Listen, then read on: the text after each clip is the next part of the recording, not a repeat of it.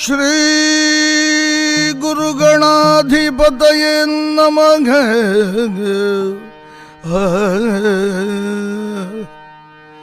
ದೇವರ ದೇವ ಕೃಪಾಕರನ ಚಲ್ವ ಪಾವನ ಜಾರಿತ ಪುಣ್ಯೋದಯನ ಚಲ್ವ ಪಾವನ ಜಾರಿತ ಪುಣ್ಯೋದಯನ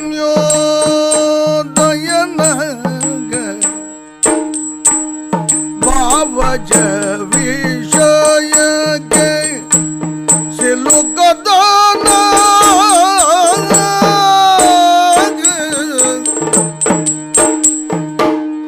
ಗೋವಿದಗಿರಿ ಜಯವರ ಸುತನ ದಯಾಕರನ ಗುಣಾಕರನ ಸರ್ವೇಶ್ವರನ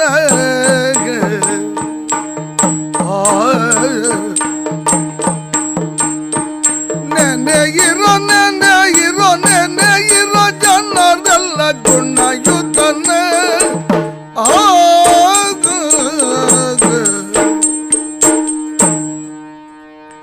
ಇಂದಿರೆಗೆ ತಲೆಬಾಗಿ ಪರಮಾನಂದ ಭಕ್ತಿಯೊಳ ಜನ ಧ್ಯಾನಿಸಿ ಒಂದಿಸುವೆ ಶಾರದೆಗೆ ಶಕ್ರಾದ್ಯಮರರಿಂಗೆರಗಿ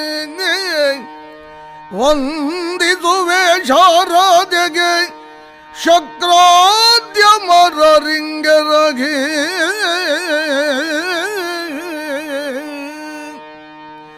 ನಾಂದಿಯೊಳುವರ ವ್ಯಾಸ ಮುನಿ ಪದ ದ್ವಂದ್ವ ಕಾನತನಾಗಿ ನಾಂದಿಯೊಳುವರ ವ್ಯಾಸ ಮುನಿ ಪದ ದ್ವಂದ್ವ ಕಾನತನಾಗಿ ಕವಿಗಳ ಸಂದಣಿಗೆ ಬಲ ಬಂದು ಪೇಳ್ವೆ ಈ ಕಥಾಮೃತಮ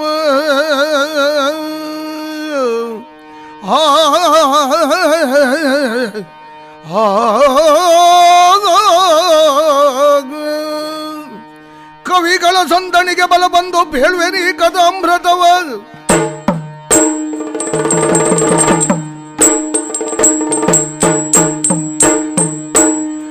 ಎನಗೆ ಬೇಳೆಗೆ ಸಂಜಯ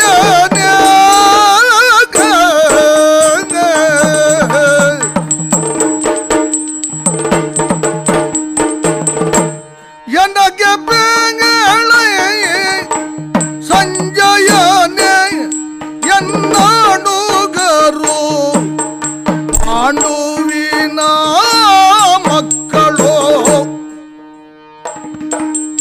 ಎನ್ನಾಡುಗರು ಪಾಂಡುವಿನ ಮಕ್ಕಳು ರಣದ ನೆಲದಲ್ಲಿ ನೆಲದ ನೆವದಲ್ಲಿ ರಣದ ನೆವದಲ್ಲಿ ನೆಲದ ನೆವದಲ್ಲಿ ಕಲೆತುಗೈದುದನು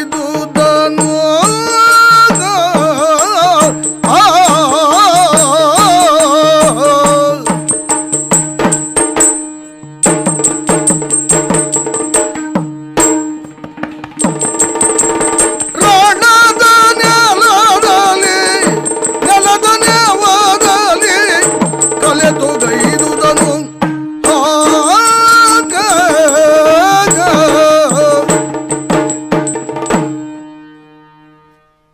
ವರ್ತಮಾನದಲ್ಲಿ ನನ್ನ ಮೇಲೆ ಆರೋಪ ಈ ಧೃತರಾಷ್ಟ್ರನಿಗೆ ಪುತ್ರ ವ್ಯಾಮೋಹ ಎಂದು. ಪುತ್ರ ವ್ಯಾಮೋಹ ಯಾರಲ್ಲಿ ಇಲ್ಲ? ಪ್ರಾಣಿ ಪಕ್ಷಿಗಳಿಗೂ ಇದು ಸಹಜ ಸ್ವಭಾವ. ಎಲ್ಲವನ್ನೂ ತೊರೆದ ಸನ್ಯಾಸಿಗಳಿಗೆ, ಋಷಿ ಮುನಿಗಳಿಗೆ ದೇವರ ಸಾಕ್ಷಾತ್ಕಾರದ ಬಗ್ಗೆ ವ್ಯಾಮೋಹ ಇರುವುದಿಲ್ಲ. ವ್ಯಾಮೋಹ ಇದೊಂದು ದೌರ್ಬಲ್ಯ ಎಂದು ತಿಳಿದವನೇ ನಾನು. ಯಾವುದು ಧರ್ಮ ಯಾವುದು ಅಧರ್ಮ ಎಂದು ಅರಿತವನೇ. ಆದರೆ ಹಾಗೆ ನಡೆಯಲಾರದ ಸ್ಥಿತಿ ನನ್ನದು. ಇಂದು ನನ್ನ ಮಕ್ಕಳು ಮತ್ತು ಪಾಂಡವರು ರಣಮುಖೇನ ರಾಜ್ಯ ಪಡೆಯಲು ಧರ್ಮಕ್ಷೇತ್ರವೆಂದು ಖ್ಯಾತಿ ಪಡೆದ ಕುರುಕ್ಷೇತ್ರದಲ್ಲಿ ಸೇರಿದ್ದಾರೆ. ಜನ್ಮಾಂಧನಾದ ನನಗೆ ದೂರದಲ್ಲಿ ಪಾಲ್ಗೊಳ್ಳುವುದಂತಿರಲಿ, ನೋಡುವುದೂ ಅಸಾಧ್ಯವಾಗಿದೆ. ಭಗವಾನ್ ವೇದವ್ಯಾಸರು ದಿವ್ಯದೃಷ್ಟಿ ನೀಡುತ್ತೇನೆ ಎಂದರು. ಆದರೆ ಇದು ತನಕ ಮಕ್ಕಳ ಯಾವೊಂದು ಚಟುವಟಿಕೆ ನೋಡದ ನಾನು ಇಂದು ಈ ಮಾರಣಹೋಮ ನೋಡಬೇಕೇ ಎಂದೆನಿಸಿತು. ಬೇಡ ಎಂದೆ. ಆಗ ನನ್ನ ಆತ್ಮೀಯನೂ ಸಾರಥಿಯೂ ಆದ ಸಂಜಯನಿಗೆ ವೇದವ್ಯಾಸರು ದಿವ್ಯದೃಷ್ಟಿಯನ್ನು ನೀಡಿ ರಣದ ಕುರಿತು ಕಾಲಕಾಲಕ್ಕೆ ನನಗೆ ಆತನು ಮಾಹಿತಿ ನೀಡುವಂತೆ ಮಾಡಿದರು. ಸಂಜಯ ಮಹಾರಾಜ, ಆ ಕುರುಕ್ಷೇತ್ರದಲ್ಲಿ ಈ ದಿನ ಏನು ನಡೆಯುತ್ತಿದೆ, ನನ್ನ ಮಕ್ಕಳೇನು ಮಾಡುತ್ತಿದ್ದಾರೆ, ವಿವರವನ್ನು ನೀಡುವೆಯಾ? ರಾಜ, ನಿನ್ನ ಕೋರಿಕೆಯನ್ನು ನನ್ನಿಂದ ಸಾಧ್ಯವಾದಷ್ಟು ಮಟ್ಟಿಗೆ ನೆರವೇರಿಸಿಕೊಡುವುದು ನನ್ನ ಕರ್ತವ್ಯವೇನೋ ಸರಿ. ಆದರೆ ಇದು ಸೌಭಾಗ್ಯವೋ ದೌರ್ಭಾಗ್ಯವೋ ನಾನರಿಯೆ. ಏಕೆ ಬಲ್ಲೆಯ? ನಿನ್ನ ಕಣ್ಣಾಗಿ ವಿವರಿಸುವುದು ಸೌಭಾಗ್ಯವಾದರೆ ಮಾರಣ ಹೋಮ ಕಣ್ಣಾರೆ ನೋಡುವುದು ದೌರ್ಭಾಗ್ಯ. ಆಗಲಿ, ಭಗವಾನ್ ವೇದವ್ಯಾಸರನ್ನು ಮನಸಾರೆ ಸ್ಮರಿಸಿ ಕುರುಕ್ಷೇತ್ರದ ಕಡೆ ಕಣ್ಣು ಹಾರಿಸ್ತೇನೆ. ತವ ಕುವರ ಗೌರವನ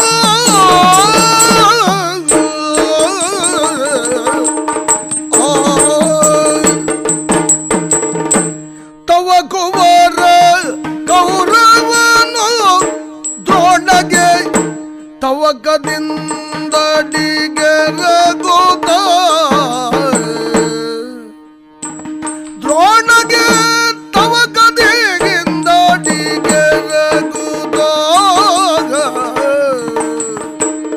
ಅತ್ಯುತ್ಸವದಿ ಬೇಳ್ದನು ಭೀಷ್ಮರ ಗಚ್ಚಿತ ಅತ್ಯುತ್ಸವದಿ ಬೇಗೆಳ್ದನು ಭೀಷ್ಮರ ರಕ್ಷಿತ ಸೇನೆಯೆಲ್ಲವನು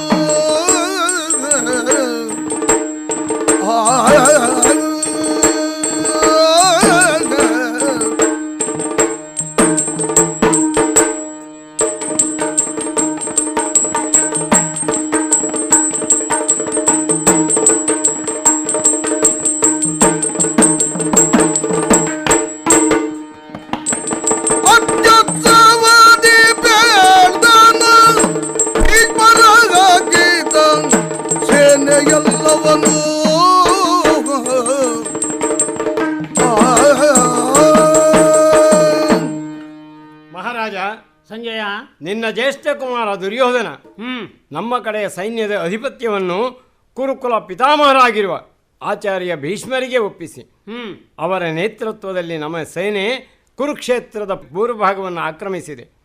ಪ್ರಾರಂಭದಲ್ಲಿಯೇ ಶಾಪಾದಪಿ ಶರಾದಪಿ ಅನಿಸಿರುವಂತಹ ಗುರುದ್ರೋಣರಿಗೆ ವಂದಿಸಿ ಆಶೀರ್ವಚನ ಪಡೆದು ತಮ್ಮ 11 ಅಕ್ಷೋಹಿಣಿ ಸೈನ್ಯದ ಪೂರ್ಣ ಸಹಕಾರ ಹಾಗೂ ಭೀಷ್ಮ ಆಜ್ಞಾನುಸಾರ ಕರ್ತವ್ಯ ನಿರ್ವಹಿಸುವಂತೆ ಕೇಳಿಕೊಂಡಿದ್ದಾನೆ. ರಾಜ, ಇಚ್ಛಾಮರಣೆಯಾಗಿರುವಂಥ ಆಚಾರ್ಯ ಭೀಷ್ಮರೇ ನಮ್ಮ ಸೈನ್ಯದ ಹೊಣೆ ಹೊತ್ತಿರುವ ಕಾರಣ ಜಯ ನಮಗೇ ನಿಶ್ಚಿತ ಎನ್ನುವ ಧೈರ್ಯ ದುರ್ಯೋಧನನದ್ದಾಗಿದೆ. ಬಳಿಕ ಶತ್ರು ಸೇನೆಯ ಕಡೆಗೆ ಗುರುಗಳ ಲಕ್ಷ್ಯವನ್ನು ಸೆಳೆಯಲು ಸುಗ ಈ ರೀತಿ ಹೇಳಲು ಉದ್ಯುಕ್ತನಾದನು. ಏನೆಂದು ಕೇಳು.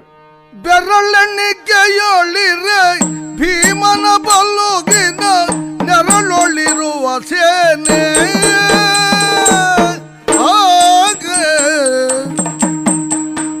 ಬೆರಳೆಣಿಕೆಯೊಳಿರೆ ಭೀಮನ ಬಲ್ಲುಗಿನ ನೆರಳೊಳಿರುವ ಸೇನೆ ಬಲ್ಲುಗಿನ ನೆರಳೊಳಿರುವ ಸೇನೆ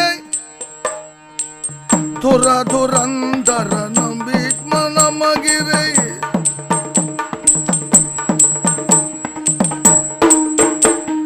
ಧುರ ಧುರಂಧರನು ಭೀಷ್ಮನು ನಮಗಿರೆ ಮೆರೆವುದು ಗುರು ಸೇನೆ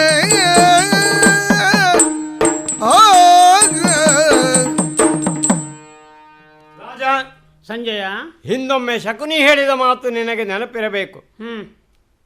5 ಮುಖ ವೀರ 5 ಭುಜ 15 ಕಣ್ಣಿನ ವಿಗಡ ರುದ್ರನು ಮೇದಿನಿಯ ಮೇಲೊಂದು ಶಿರ ಭುಜ 2 ಅಳವಡಿಸಿ ಆದಿಪುರುಷನು ಭೀಮವೇಷದಿ ಜನಿಸಿಯನು ಆತನಿದಿರಳು ಮಾರಾಂತು ಜೀವಿಸಬಲ್ಲ ನಾವನೈ ಎಂಬ ಮಾತು. ಅದೇ ಭೀಮನ ರಕ್ಷಣೆಯೊಳಗೆ ಇಂದು ಪಾಂಡವ ಸೇನೆ ಇದೆ. ಕುರುಕ್ಷೇತ್ರದ ಪಶ್ಚಿಮ ಭಾಗದಲ್ಲಿ ಅವರು ಸೇರಿದ್ದಾರೆ. ಸೈನ್ಯಕ್ಕೆ ಗುರುದ್ರೋಣರ ಆಜನ್ಮ ಶತ್ರುವಾದಂತಹ ದ್ರುಪದನ ಪುತ್ರ ದೃಷ್ಟದ್ಯುಮ್ನನೇ ಸೈನ್ಯಾಧ್ಯಕ್ಷ.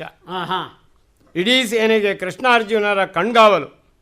ನಮ್ಮ ಸೈನ್ಯಕ್ಕೆ ಆಚಾರ್ಯ ಭೀಷ್ಮರೊಬ್ಬರೇ ಮೇಲ್ವಿಚಾರಕರು. ಅವರಲ್ಲಿ ಈ ಹೊಣೆಗಾರಿಕೆ ಹಂಚಿ ಹೋಗಿದೆ. ರಾಜಕಾರಣ 4-6 ಜನರಲ್ಲಿ ಹಂಚಲ್ಪಟ್ಟಾಗ ಅಪೇಕ್ಷಿತ ಫಲ ಅನಿರೀಕ್ಷಿತವೆಂಬುದು ಸ್ವಾಭಾವಿಕ. ಈ ಬಗ್ಗೆ ದುರ್ಯೋಧನನನ್ನು ಮೆಚ್ಚಲೇಬೇಕು. ಅಲ್ಲದೆ ಅವರ ಚತುರಂಗ ಬಲ ಕೇವಲ 4 ಅಕ್ಷೋಣಿ. ಮುಂದೆ ಏನಾಗುತ್ತದೆ ಎಂದು ನೋಡೋಣ. ಮಹಾರಾಜ ಸಂಜಯ, ಶಂತನು ತನ್ನು ಜನು ಶಂಕವನು ತಲ ಶಂತನು ತನ್ನು ಜನು ಶಂಕವನು ತಲು ಅಂತಕನಾವೇಶ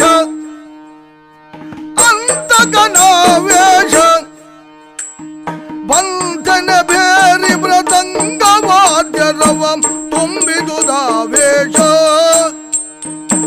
ಬಂಧನ ಬೇರಿ ಮೃದಂಗವಾದ್ಯರವಂ ತುಂಬಿದುದಾವೇಶ ಶಂತನ ತನ್ನು ಜನ ಶಂಕವನು ತಲ್ಲ ಅಂತಕನಾವೇಶ.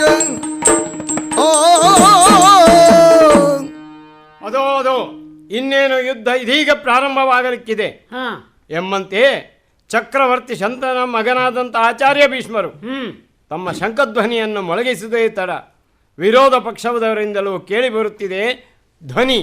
ಕೃಷ್ಣಾರ್ಜುನರು ಪಾಂಚಜನ್ಯ ದೇವದತ್ತವನ್ನು, ಯುಧಿಷ್ಠಿರ ಅನಂತ ವಿಜಯವನ್ನು, ಭೀಮ ಪೌಂಡ್ರವನ್ನು, ನಕುಲ ಸಹದೇವರು ಸುಘೋಷ ಮಣಿಪುಷ್ಪಕಗಳನ್ನು ಮೊಳಗಿಸಿದರು. ಜತೆಯಲ್ಲಿ ಎರಡೂ ಕಡೆಯಿಂದ ವಿವಿಧ ರಣವಾದ್ಯಗಳ ಹಾಗೂ ರಣಘೋಷ ಕೇಳಿಬರುತ್ತಿದೆ. ಸಮುದ್ರದ ಉಪಾದಿಯಲ್ಲಿ ನೆರೆದಿರುವ ಚತುರಂಗ ಸೈನ್ಯದ ಯುದ್ಧ ನೋಡಲು ಸ್ವರ್ಗವಾಸಿಗಳು ಧರೆಗಿಳಿದರೋ ಅಥವಾ ಪಾತಾಳವಾಸಿಗಳು ಮೇಲೆದ್ದು ಬಂದರೋ ಎಂದು ಭಾಸವಾಗುತ್ತಿದೆ. ಇದೇನಿದು? ಯುದ್ಧ ಪ್ರಾರಂಭ ಆಗಲಿಕ್ಕಿದೆ ಎನ್ನುತ್ತಿರುವಾಗಲೇ ಕೃಷ್ಣನಲ್ಲಿ ಅರ್ಜುನ ಹೇಳಿದ ಮಾತು, ಸೇನೆಯವರು ಭಯವರ ಮಧ್ಯೆ ರಥಂ ಸ್ಥಾಪಯಾಮೇ ಅಚ್ಯುತ ಎಂದು. ಪಾರ್ಥ ಕೇಳಿಕೊಂಡ ಕೂಡಲೇ ಪಾರ್ಥ ಸಾರಥಿಯಾದಂಥ ಕೃಷ್ಣ 2 ಸೈನ್ಯಗಳ ಮಧ್ಯೆ ರಥವನ್ನು ತಂದು ನಿಲ್ಲಿಸಿರುತ್ತಾನೆ. ಮುಂದಕ್ಕೇನೆಂದು ಆ ಕಡೆ ಲಕ್ಷ್ಯ ಹರಿಸುವವನಾಗುತ್ತೇನೆ. ಸರಿ, ನಿಲ್ಲಿಸಿಯ ರಥವನ್ನು ನೋಡರ್ಜುನ,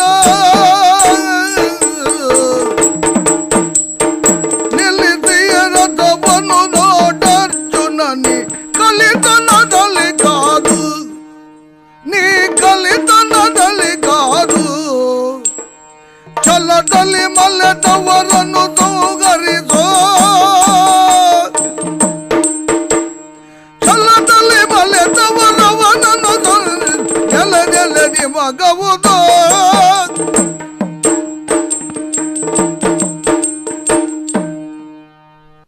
ಸ್ವಾಮಿನ್, ಓ ಪಾರ್ಥ, ಯುದ್ಧಾರಂಭವಾಗಿದೆ ಎಂಬುದಕ್ಕಾಗಿ ಈ ತಂಡಗಳಲ್ಲೂ ಶಂಖಧ್ವಾನ ನಡೆಯಿತು. ಹೌದು. ಆದರೆ ಈ ಕಾಲದಲ್ಲಿ ದುಷ್ಟನಾದಂತಹ ಕೌರವನಿಗೆ ಸಹಾಯಿಗಳಾಗಿ ಪಾಂಡವರ ಜೊತೆಗೆ, ಪಾಂಡವರ ಸೈನ್ಯದ ಜೊತೆಗೆ ಕಾದುವುದಕ್ಕಾಗಿ ಬಂದಂತಹ ದುರ್ಜನರು ಯಾರ್ಯಾರಿದ್ದಾರೆ, ನಾನು ಯಾರ್ಯಾರನ್ನು ವೈರಿಗಳಾಗಿ ಆಯ್ಕೆ ಮಾಡಿ ಹೋರಾಡಬೇಕು ಎಂಬುದನ್ನು ಸ್ಪಷ್ಟವಾಗಿ ನೋಡಬೇಕಾದರೆ ಉಭಯ ಸೇನೆಗಳ ಮಧ್ಯೆ ರಥವನ್ನು ನಿಲ್ಲಿಸಬೇಕು ಅಂತ ಪ್ರಾರ್ಥನೆ. ಹೇಗಿದ್ರೂ ನಾನೀಗ ನಿನಗೆ ಸಾರಥಿ ಅರ್ಜುನ. ಆದುದರಿಂದಲೇ ಇನ್ನು ವಿಳಂಬ ಇಲ್ಲ. ಈಗಲೇ ರಥವನ್ನು ಮುಂದೆ ಬರುವಂತೆ ಹೊಡೆದಿದ್ದೇನೆ ಕುದುರೆಗಳನ್ನು. ಈಗ ತೇರು ಬಂದು 2 ಸೇನೆಗಳ ಮಧ್ಯದಲ್ಲಿ ಸ್ಥಿರವಾಗಿ ನಿಂತಿದೆ. ಮುಂದೇನಾಗಬೇಕು ನೋಡುತ್ತೇನೆ, ಒಮ್ಮೆ ನೋಡು.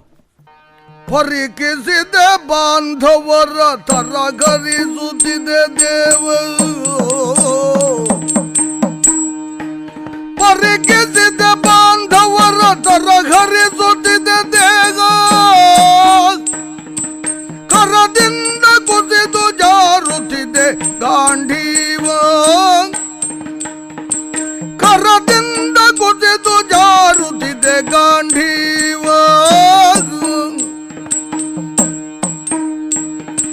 ದುರದಿ ಕುಲ ಕ್ಷಯ ವರ್ಣ ಸಂಕರ ಕವಕಾಶ, ದುರದಿ ಕುಲ ಕ್ಷಯ ವರ್ಣ ಸಂಕರ ಕವಕಾಶ, ಅರಿಗಳೇ ಕೊಲಲೆನ್ನ ಯುದ್ಧವಿದು ಬೇಡ.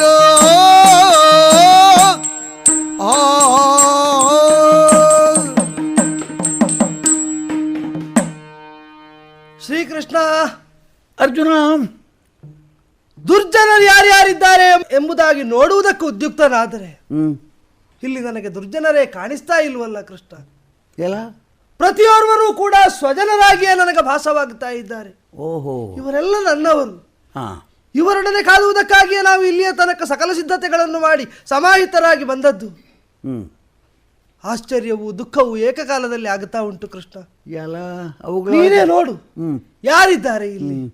ಮುತ್ತಜ್ಜ, ಅಜ್ಜ, ದೊಡ್ಡಪ್ಪ, ಚಿಕ್ಕಪ್ಪ, ನನಗೆ ವಿದ್ಯೆಯನ್ನು ನೀಡಿ ನಾನು ಉದ್ಧಾರವಾಗುವಂತೆ ಅನುಗ್ರಹಿಸಿದಂತಹ ಗುರುಗಳು, ಸಹೋದರರು, ಇವರಲ್ಲಿ ಯಾರನ್ನು ಅಂತ ಕೊಲ್ಲಿ ಕೃಷ್ಣ. ಯುದ್ಧ ಅಂತಂದ್ರೆ ನನಗೆ ಉತ್ಸವಕ್ಕೆ ಸಮಾನ ಅಂತ ನಾನು ನಿನ್ನಲ್ಲೇ ಒಂದು ಕಾಲದಲ್ಲಿ ಅಂದವನು ಕೃಷ್ಣ. ಹೌದು, ಹಾಗೆ ಹೇಳಿದ ಮಾತು ಈಗಲೂ ನೆನಪಿನಲ್ಲಿದೆ ನನಗೆ.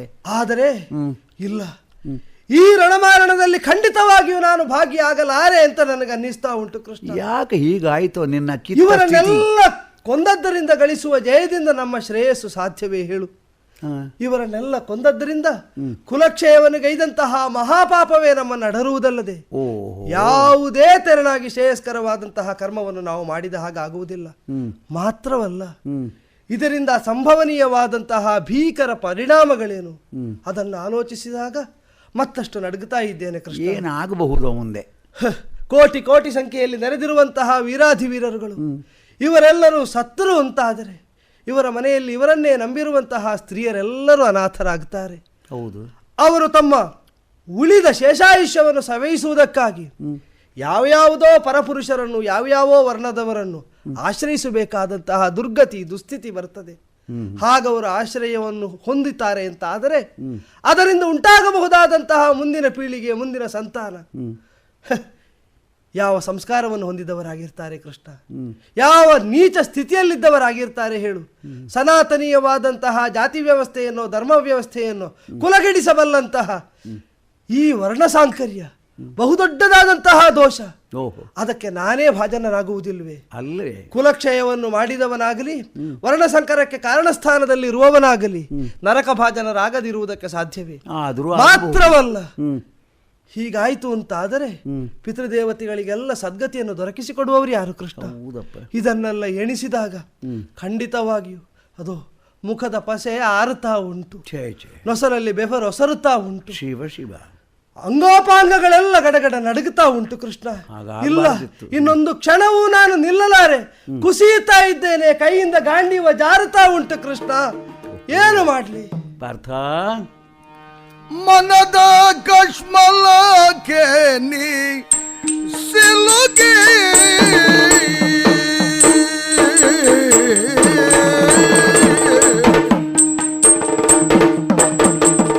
ಮನದ ಕಶ್ಮಲಕ್ಕೆ ನೀ ಸಿಲುಕಿ ಬಾಳ ಘನತೆಗೆ ಚ್ಯುತಿ ತಂದೆ ಮಿಡುಕಿ ಬಾಳ ಘನತೆಗೆ ಚ್ಯುತಿ ತಂದೆ ಮಿಡುಗೆ ಬಿನುಗುಷಿ ಖಂಡಿತ್ವ ತ್ಯಜಿಸು ಬಿನುಗುಷಿ ಖಂಡಿತ್ವ ತ್ಯಜಿಸು ಭಯವನ್ನು ಬಿಟ್ಟು ಸಾಗಸ ಮೆರೆಸು ಭಯವನ್ನು ಬಿಟ್ಟು ಸಾಗಸ ಮೆರೆಸು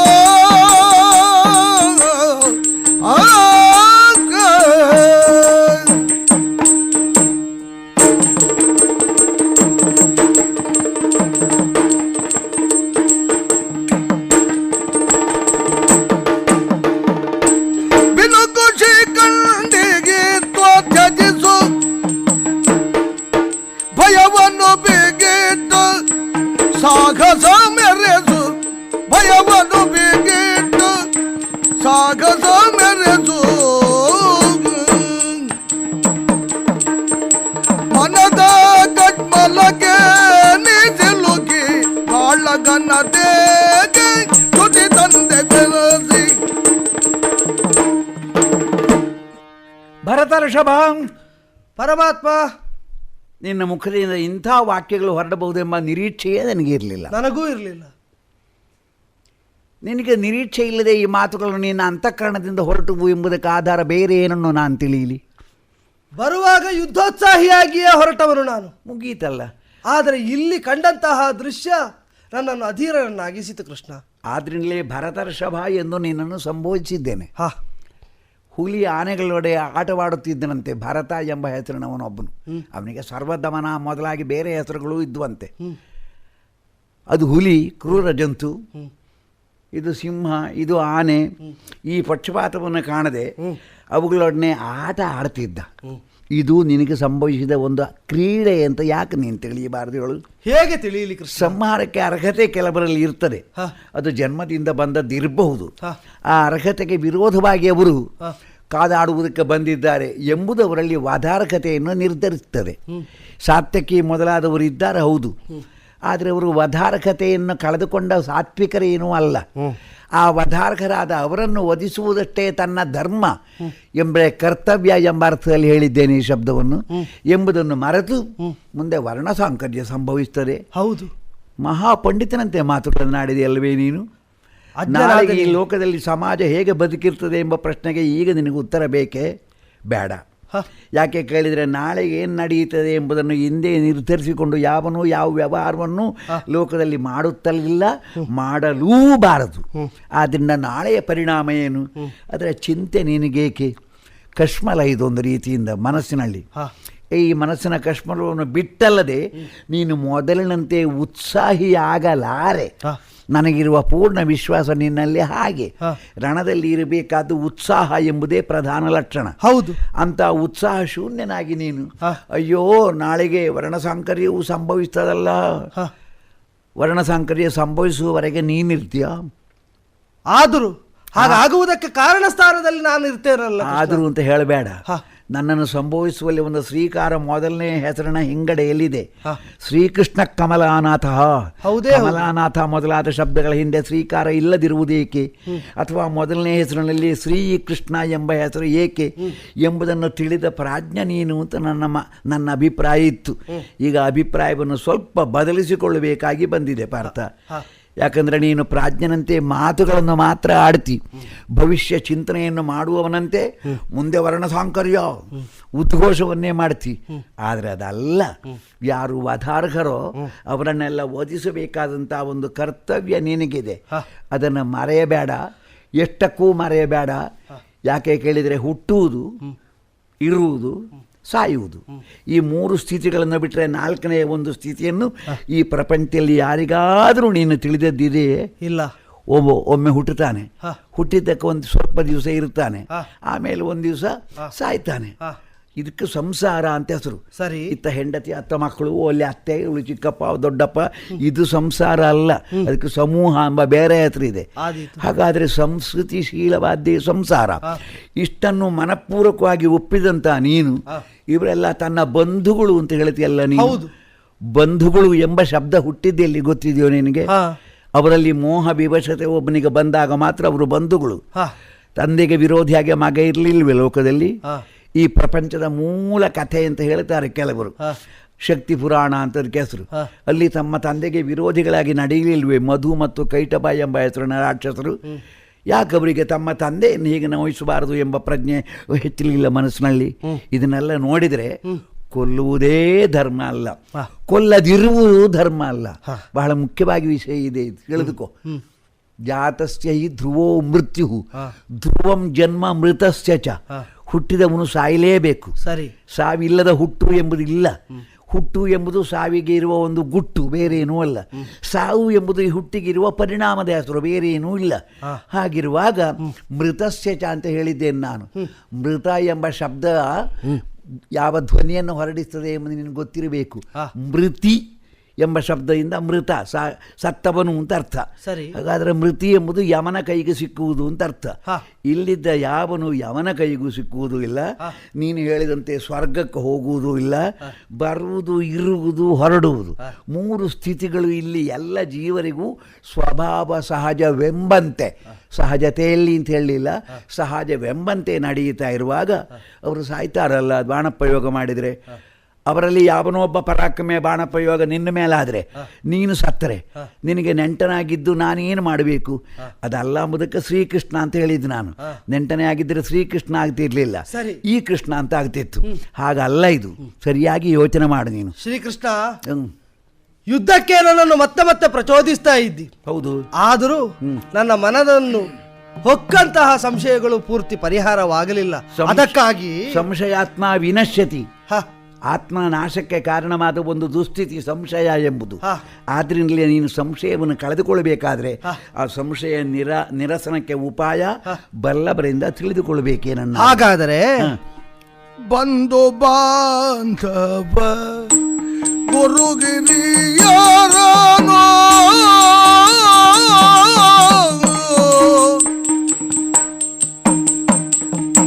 ಬಂಧು ಬಾಂಧವ ಗುರುಗಿರಿಯರನು ಕೊಂದು ರಾಜ್ಯವ ಪಡೆವ ಬಯಕೆಯು ಕೊಂದು ರಾಜ್ಯವ ಪಡೆವ ಬಯಕೆಯು ಎಂದಿಗೂ ಲೇಸಲ್ಲ ಮನದಲ್ಲಿ ಎಂದಿಗೂ ಲೇಸಲ್ಲ ಮನದಲ್ಲಿ ಬೆಂದನೈ ಉದ್ದರಿದು ನಿದಯ ದಿಂದಗರಿಯೇ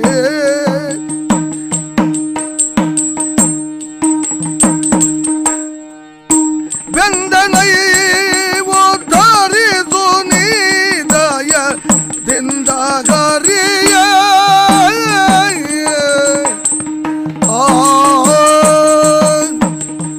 ಋಷಿಕೇಶ, ಹೇಳು ಹೇಳು ಗುಡಾಕೇಶ. ಯುದ್ಧ ಕರ್ಮಕ್ಕೆ ಪ್ರಚೋದನೆ ಮಾಡ್ತಾ ಇದ್ದಿ. ಹೌದು ಬಂಧುತ್ವವನ್ನೇ ಅಲ್ಲಗಳೆಯುತ್ತಾ ಇದ್ದಿ. ಹೌದು. ಆದರೆ ಪ್ರಪಂಚದಲ್ಲಿ ಹುಟ್ಟಿದ ಮೇಲೆ ಇವೆಲ್ಲವನ್ನು ನಿರಾಕರಿಸ್ತಾ ಯಾವುದೇ ವ್ಯವಹಾರವನ್ನು ನಡೆಸುವುದಕ್ಕಾಗುವುದಿಲ್ಲ. ಉದಾಹರಣೆಗೆ ಈಗ ನಾವು ತೊಡಗಿರುವಂತಹ ಸಮರಕರ್ಮ ರಾಜ್ಯ ಕಾಮದಿಂದ ತೊಡಗಿದ್ದು. ಹಾಗಾದ್ದರಿಂದ ಇದು ಕಾಮ್ಯಕರ್ಮವೇ ತಾನೇ ಈ ಯುದ್ಧವೆಂಬುದು. ಹೌದು. ಇಲ್ಲಿ ಬಂಧು ಬಾಂಧವರೆಲ್ಲರನ್ನೂ ನಾವು ಕೊಲ್ಲುತ್ತಾ ಹೋದೆವು ಅಂತ ಆದರೆ ಅದರಿಂದ ಪಡೆಯುವಂತಹ ರಾಜ್ಯ ಫಲದಲ್ಲಿ ನಮಗದರಿಂದ ಕೆಟ್ಟದ್ದೇ ಆಗುವುದಲ್ವೇ, ಕೆಡುಕೆ ಉಂಟಾಗುವುದಲ್ವೇ? ಮಾತ್ರವಲ್ಲ, ಈ ಸಂದರ್ಭದಲ್ಲಿ ಯಾವುದು ಕರ್ಮ, ಯಾವುದು ಅಕರ್ಮ, ಯಾವುದು ವಿಕರ್ಮ, ಇದೊಂದನ್ನು ತಿಳಿಯದ ಗೊಂದಲಭರಿತವಾದಂತಹ ಮನಸ್ಥಿತಿಯಲ್ಲಿ ನಾನಿದ್ದೇನೆ ಕೃಷ್ಣ. ಇದರಿಂದ ಪಾರು ಮಾಡುವುದಕ್ಕೆ ಬೇರೆ ಯಾರಿಂದಲೂ ಸಾಧ್ಯವಿಲ್ಲ. ಸಖನಾಗಿ ಬಂಧುವಾಗಿ ಇದು ತನಕ ವ್ಯವಹರಿಸ್ತಾ ಇದ್ದವನು ನಾನು ನಿನ್ನ ಜೊತೆಯಲ್ಲಿ. ಈಗ ಇದೋ ನಿನ್ನನ್ನೇ ಶರಣು ಹೊಕ್ಕಿದ್ದೇನೆ. ನನ್ನನ್ನು ಶಿಷ್ಯನಾಗಿ ಪರಿಗ್ರಹಿಸಿ ಸೂಕ್ತವಾದಂತಹ ಉಪದೇಶವನ್ನು ಮಾಡಿ ಉದ್ಧರಿಸಬೇಕು ತಂದೆ. ಆಗಲಿ. ಕರ್ಮ ಬಂಧದಿ ಸಂಸಾರ ಮರ್ಮ ಧರ್ಮವರಿದು ನೋಡು. ಕರ್ಮ ಬಂಧದಿ ಸಂಸಾರ ಮರ್ಮ ಧರ್ಮವರಿದು ನೋಡು. ಮರ್ಮ ಧರ್ಮವರಿದು ನೋಡು. ಕರ್ಮ ಫಲದ ತ್ಯಾಗದಲ್ಲಿ ಗಳಿಸೋ ನಿರ್ಮಲತೆಯ. ಕರ್ಮ ಫಲ ತ್ಯಾಗದಲ್ಲಿ ಗಳಿಸು ನಿರ್ಮಲತೆಯನು. ಕರ್ಮ ಫಲ ತ್ಯಾಗದಲ್ಲಿ ಗಳಿಸು ನಿರ್ಮಲತೆಯನು.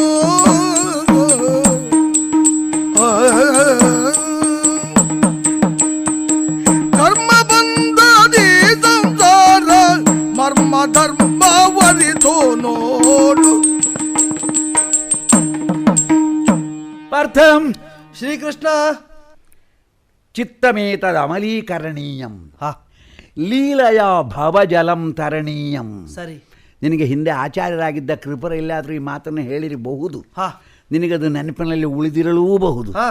ಚಿತ್ತಕ್ಕೆ ಅಮಲತೆ ಬಾರದೇ ಇದ್ರೆ ಚಿತ್ತ ಶುದ್ಧಿಯಲ್ಲಿಂದ, ಚಿತ್ತ ಶುದ್ಧತೆಯನ್ನೊಬ್ಬ ಪಡೆಯದೇ ಇದ್ದರೆ ಭವಜಲವನ್ನು ದಾಟುವುದೆಲ್ಲಿಂದ?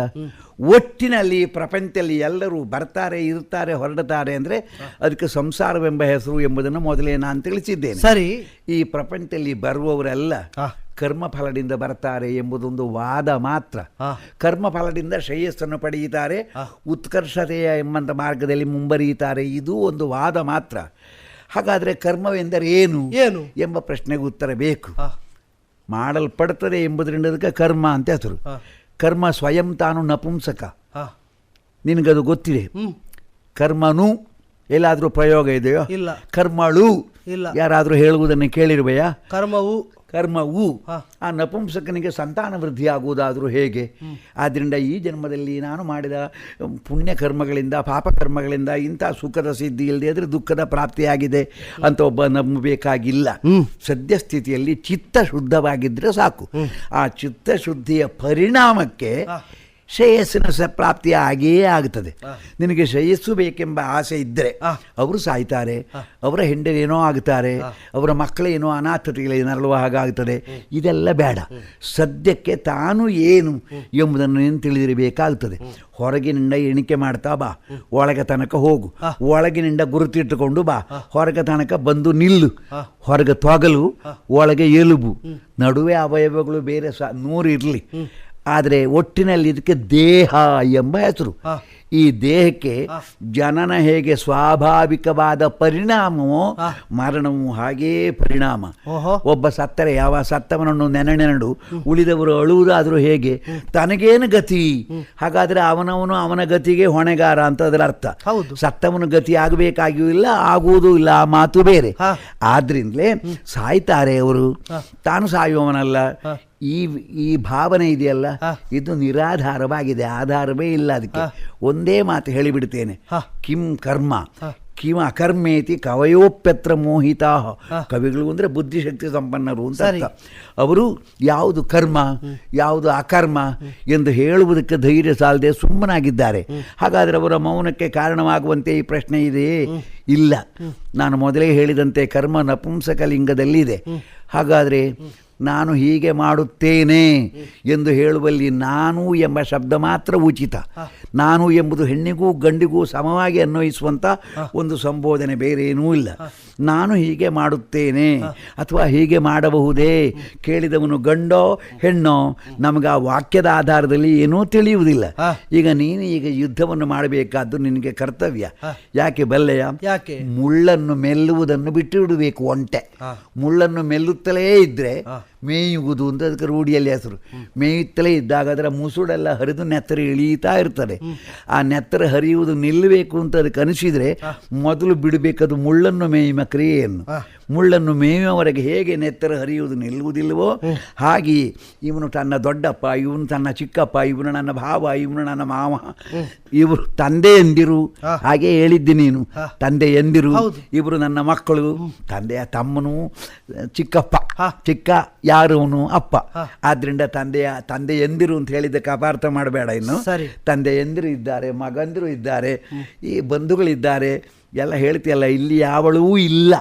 ಆದ್ರಿಂದ ಹೆಂಗಸರು ಅಂತ ಹೇಳಲಿಲ್ಲ ನೀನು, ಗಂಡಸರಿಗೆ ಮಾತ್ರ ಸಂಬಂಧಿಸಿದಂತೆ. ಹೌದು. ಎಂಥ ಭೀತಿ ನಿನ್ನದು, ಕಾರಣವಿಲ್ಲದ ಭೀತಿ. ಮುಂದೆ ವರ್ಣಸಾಂಕರ್ಯ ದೋಷ ಸಂಭವಿಸ್ತದೆ. ವರ್ಣಸಾಂಕರ್ಯ ದೋಷ ಅದರಿಂದ ಬರುವುದಲ್ಲ. ಸಮೂಹ ಯುದ್ಧ ಅಂತ ಇದಕ್ಕೆ ಹೆಸರು. ನಿನ್ನ ಸೇನೆಯಲ್ಲಿ ನೀನೊಬ್ಬ ಅಥವಾ ನಿನಗೆ ಸಹಾಯಕನಾಗಿ ನಾನೊಬ್ಬ ಅಲ್ಲ. 7 ಅಕ್ಷೋಹಿಣಿ ಸೇನೆ ಇದೆ ನಮ್ಮ ಕಡೆಯಲ್ಲಿ. ಅಲ್ಲಿ 11 ಅಕ್ಷೋಹಿಣಿ ಇದೆ. ಈ 11 ಅಕ್ಷೋಹಿಣಿ 7 ಅಕ್ಷೋಹಿಣಿ ಇದನ್ನು ಸಮೂಹ ಅಲ್ಲ ಅಂತ ಹೇಳುವುದಾದರೆ ಬಹಳ ಧೈರ್ಯ ಬೇಕದಕ್ಕೆ, ಸುಮ್ಮನೆ ಆಗುವುದಿಲ್ಲ. ಹಾಗಾದರೆ ಸಮೂಹ ಯುದ್ಧಕ್ಕೆ ತುಮುಲ ಯುದ್ಧ ಅಂತ ಮತ್ತೊಂದು ಹೆಸರು. ನಾವು ಎರಡೂ ಕಡೆಯವರು ಸೇರಿ ಯುದ್ಧ ಮಾಡುವುದಕ್ಕೆ ಮುಂದಾಗಿದ್ದಾರೆ. ಎಷ್ಟು ಮಂದಿ ಸಾಯ್ತಾರೆ ಅಂತ ಹೇಳಿದರೆ ಮೃತ್ಯುವಶರಾಗ್ತಾರೆ ಅಂತ ಅರ್ಥ ಅಲ್ಲ. ಇನ್ನು ಮುಂದೊಂದು ಸಾವನ್ನು ಕಾಣದ ಸ್ಥಿತಿಗೆ ಸಲ್ಲುತ್ತಾರೋ. ಎಷ್ಟು ಮಂದಿ ಹುಟ್ಟಿದವರು ಅಲ್ಲದೆ ಇದ್ರೆ ಯುದ್ಧಕ್ಕೆ ಯಾಕೆ ಬರ್ತಿದ್ರು? ಹೇಗೆ ಹುಟ್ಟಿದ್ದಾರೆ ಅಂತ ಕೇಳಬೇಡ. ಹುಟ್ಟು ಎಂಬುದು ಸಹಜ ಸ್ಥಿತಿ ಅಂತ ಹೇಳಿದ್ದೇನೆ. ಹಾಗೆ ಹುಟ್ಟಿದ್ದಾರೋ ಸಾಯ್ತಾರೋ ಅದನ್ನೆಲ್ಲ ಸ್ಪಷ್ಟವಾಗಿ ಈಗ ನಾನು ಹೇಳುವ ಹಾಗಿಲ್ಲ, ಹೇಳಬೇಕಾಗಿಲ್ಲ. ಈ ಸಂಸಾರ ಸ್ಥಿತಿಯೇ ಅಂತಹದ್ದು, ಬೇರೆ ಏನೂ ಇಲ್ಲ. ಆದ್ದರಿಂದ ಸಂಸಾರದಲ್ಲಿದ್ದು ನೀನು ಹೇಳಿದಂತೆ ಸಂಸಾರ ಎಂಬುದು ಕುಟುಂಬ ಎಂಬ ಅರ್ಥವನ್ನು ಕೊಡುವುದಿಲ್ಲ. ಸಂಸಾರದಲ್ಲಿದ್ದು ಯುದ್ಧವನ್ನು ಮಾಡಿದರೆ ಮುಂದೆ ಪರಿಣಾಮ ಹೀಗಾಗುತ್ತದೆ. ಯುದ್ಧದಲ್ಲಿ ನಾನು ಪ್ರವೃತ್ತನಾಗುವಂತೆ ಮಾಡಬೇಡ ಅಂತ ನನ್ನನ್ನು ಬೇಡಿಕೊಳ್ತೀಯಲ್ಲ ನೀನು. ಒಂದು ಸಮಾಧಾನ ಹೇಳಿಬಿಡ್ತೇನೆ. ತನ್ನ ಮಗುವಿಗೆ ಹಸಿವಾಗಿದೆ ಅಂತ ತಾಯಿ ತಿಳಿಯುವುದು ಯಾವಾಗ ಗೊತ್ತುಂಟ? ಆ ಮಗು ಸಹಿಸಲಾರದ ದುಃಖದ ಭರದಿಂದ ಬೊಬ್ಬಿಟ್ಟಾಗ ಮಾತ್ರ ಓಡಿ ಬಂದು ತನ್ನ ಕೈಯಲ್ಲಿದ್ದ ಕೊಡವನ್ನು ಮತ್ತೇನನ್ನು ಕೆಳಗಿಟ್ಟು ಓಡಿ ಬಂದು ಮಗುವನ್ನು ಎತ್ತಿಕೊಳ್ತಾಳೆ. ಬೇಡ ಮಗುವೇ, ನಾನು ಹಾಗೆ. ಇನ್ನೊಂದು ಧ್ವನ್ಯರ್ಥ ಇದಕ್ಕೆ ಕೆಚ್ಚಲು ಅಂತಿರುವುದು ಹಸುಗಳಿಗೆ ಮಾತ್ರ, ಮತ್ತೆಲ್ಲದಕ್ಕೆ ಸಾಲು ಮೊಲೆಗಳಿರಲಿ. ಆದರೆ ಇದಕ್ಕೆ ಕೆಚ್ಚಲು ಅಂತಿದೆ. ಅದು ಬಂದು ಬೊಬ್ಬಿಡುವುದಿಲ್ಲ, ತನ್ನ ಮಸ್ತಕದಿಂದ ತಾಯಿಯ ಕೆಚ್ಚಲನ್ನು ತಾಗುತ್ತದೆ, ಅಂದರೆ ಅಪ್ಪಳಿಸ್ತದೆ. ಆಗ ಹಾಲು ಕುಡಿಸಬೇಕು ಅಂತ ಗೊತ್ತಾಗ್ತದೆ. ಹಸಿ ವರಿತು ತಾಯಿ ತನ್ನ ಶಿಶುವಿಗೆ ಒಸೆದು ಮೊಲೆ ಕೊಡುವಂತೆ ನಾ ಪೋಷಿಸುವವನು, ನಾನು ನಿನ್ನ ಸಖ, ನಿನ್ನ ಬಂಧು, ನಿನಗೆ ಸಲುಗೆಯನ್ನು ಪಡೆದವ ಅಂತೆಲ್ಲ ನೀನು ಹೇಳಿದೆಯಲ್ಲ, ಅದು ಒಂದೇ ಮಾತು ಸಾಕು. ನಿನ್ನಲ್ಲಿ ನನಗೆ ಕರುಣೆ ಉದಿಸಿದೆ. ಆದ್ದರಿಂದ ಈ ಸುದೀರ್ಘವೆನಿಸುವಾದ ಉದಾಹರಣೆಯನ್ನು ಕೊಟ್ಟಿದ್ದೇನೆ. ಯಾರನ್ನು ನೀನು ಕೊಲ್ಲುವುದೂ ಇಲ್ಲ, ನಿನ್ನನ್ನು ಯಾರೂ ಕೊಲ್ಲುವುದಿಲ್ಲ. ಬರುವುದು, ಇರುವುದು, ಹೊರಡುವುದು ಮೂರು ಸಂಸಾರಕ್ಕೆ ಸಹಜವಾದ ಸ್ಥಿತಿಗಳು. ಶ್ರೀಕೃಷ್ಣ, ಓ ತ್ರಿಷ ಇನ್ನೂ ತಣಿಯಲಿಲ್ಲ. ಹೌದೇ? ಇನ್ನೂ ಬಹಳಷ್ಟು ಜಿಜ್ಞಾಸೆಗಳುಂಟು. ಹೇಳು. ಘೋರ ಯುದ್ಧದೋಳು ಸಂವಾರ ಕರ್ಮವ ಕೈದು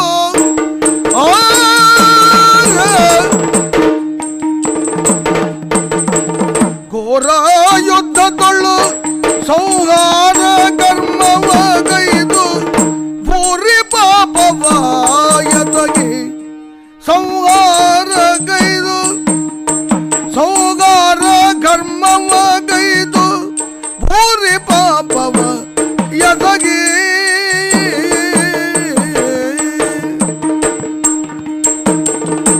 ಸೇರಲಿಲ್ಲವು ದೋಷ ನನಗೆಂದು ತಿಳಿಯುವುದು, ಸೇರಲಿಲ್ಲವು ದೋಷ ತನಗೆಂದು ತಿಳಿಯುವುದು.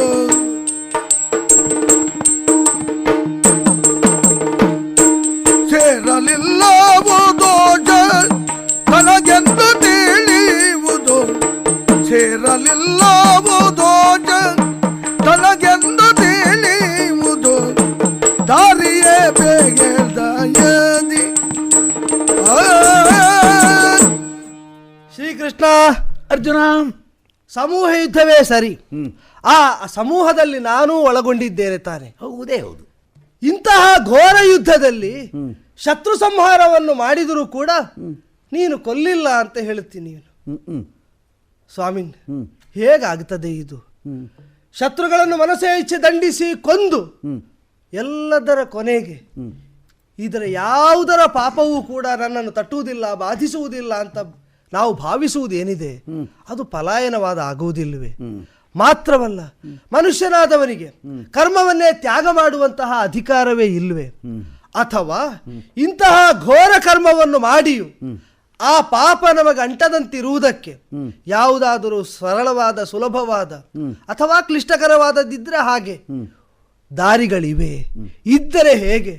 ಮಾತ್ರವಲ್ಲ, ಅನಿವಾರ್ಯವಾಗಿ ಇಂತಹ ಘೋರ ಕರ್ಮದಲ್ಲಿ ತೊಡಗಲೇಬೇಕಾದಾಗ ಯಾವ ಅನುಸಂಧಾನವನ್ನು ನಾವು ಮಾಡಿಕೊಂಡು ಯುದ್ಧವನ್ನು ಮಾಡಬೇಕು, ಇದನ್ನು ಅರ್ಹಬೇಕು ಅಂತ ಕೇಳಿ. ಅರ್ಜುನ, ನಾನು ಎಂಬ ಭಾವವಳಿಯ ಸ್ಥಾನವಿಲ್ಲ ನಿನ್ನ.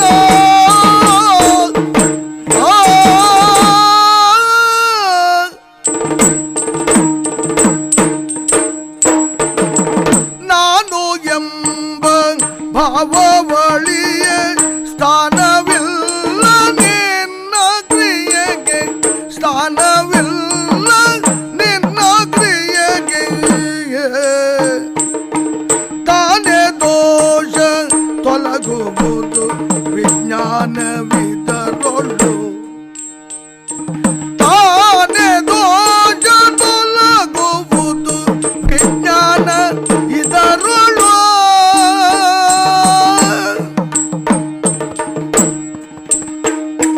ನಾನು ಎಂಬ ಭಾವವಳಿಯ ಸ್ಥಾನವಿಲ್ಲ ನಿನ್ನ ಕ್ರಿಯೆಗೆ.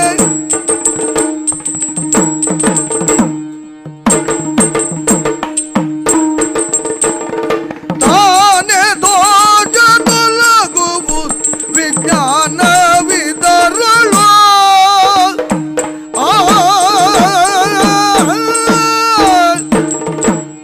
ಭರತಕುಲಾಗ್ರಣಿ, ಶ್ರೀಕೃಷ್ಣ, ಒಂದು ಸಮಾಧಾನವನ್ನು ಮಾಡಿಕೋ ಮನಸ್ಸಿನಲ್ಲಿ.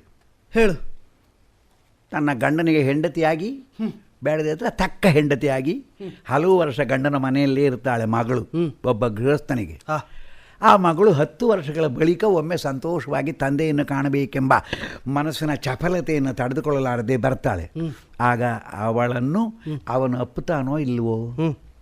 ನಿತ್ಯ ತನ್ನ ಹೆಂಡತಿಯನ್ನೇ ಅವನು ಅಪ್ಪಿದ್ದನೋ ಇಲ್ವೋ? ಹಾ. ಸ್ಥೂಲಾವಲೋಕನಕ್ಕೆ ಅಪ್ಪುಗೆ ಎರಡು ಕಡೆಯಲ್ಲಿಯೂ ಸಮವಾಗಿಯೇ ಇರ್ತದೆ. ಕ್ರಿಯೆ ಒಂದೇ, ಕ್ರಿಯೆ ಒಂದೇ, ಹಾ. ಪರಿಣಾಮ ಮಾತ್ರ ಒಂದಲ್ಲ. ಯಾಕಂದರೆ ಇವಳು ಗಂಡನಿಗೆ ಹೆಂಡತಿ ಎಂಬುದನ್ನು ಮರೆತು ಮಗಳನ್ನು ಅವನ ಅಪ್ಪುವುದಿಲ್ಲ. ತನ್ನ ಮಗಳು ಗಂಡನಿಗೆ ಧಾರೆ ಎರೆದು ಕೊಟ್ಟಿದ್ದೇನೆ, ಹೋಗಿದ್ದಾಳೆ, ಈಗ ದೀರ್ಘವಾದ ಅವಧಿ ಸಂದ ಮೇಲೆ ಬಂದಿದ್ದಾಳೆ, ಇಷ್ಟನ್ನು ಮರೆತು ಯಾವ ಅಪ್ಪನೂ ಅಪ್ಪುವುದಿಲ್ಲ. ಇವಳು ತನ್ನ ಹೆಂಡತಿ ಎಂಬ ಭಾವನೆ ಅವನಲ್ಲಿ ಇರ್ತದಲ್ಲದೆ ಯಾವನಿಗೋ ಹೆಂಡತಿ ತನಗೆ ಅಪ್ಪುವುದಕ್ಕೆ ಸಿಕ್ಕಿದ್ಲಲ್ಲ ಅಂತ ಅವನು ಅಪ್ಪುವುದಿಲ್ಲ.